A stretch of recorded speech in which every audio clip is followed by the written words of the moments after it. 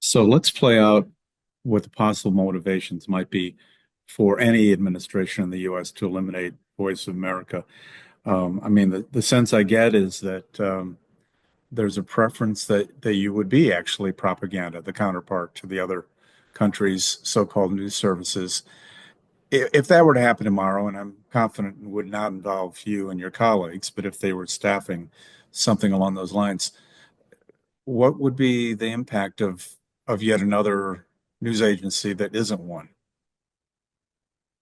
I mean, it would damage trust, and I don't want to sort of speculate on motives about why this is happening. And I would recommend anyone who's interested to look at the VOA journalists. Some plaintiff in it have filed a lawsuit talking about executive branch overreach and about the importance of the First Amendment principles.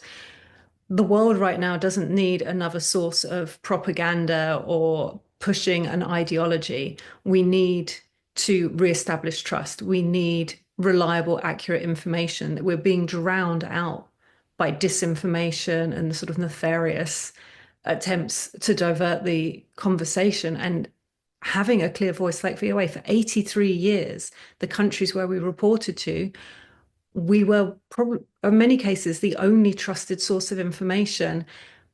That's an 83-year legacy that at the moment has been silenced, and the audiences desperately need us. Since we've been off air, for instance, our VOA Burmese service, there was the 7.7 point earthquake in Myanmar, and people were looking for where we are. Why isn't VOA Burmese service there reporting about what's happening and seeing disinformation, not knowing where to turn to? We've been a constant voice in that market, in that country, through the Rohingya genocide, through the coup, through everything that's happened in between. And likewise with Afghanistan, where the return of the Taliban has changed the whole landscape there, has decimated media, but VOA was able to ramp up its broadcasts, and not just news there, but providing vital information on health, on education, reaching women and girls who are blocked from society, and trying to provide them with more than just news, but with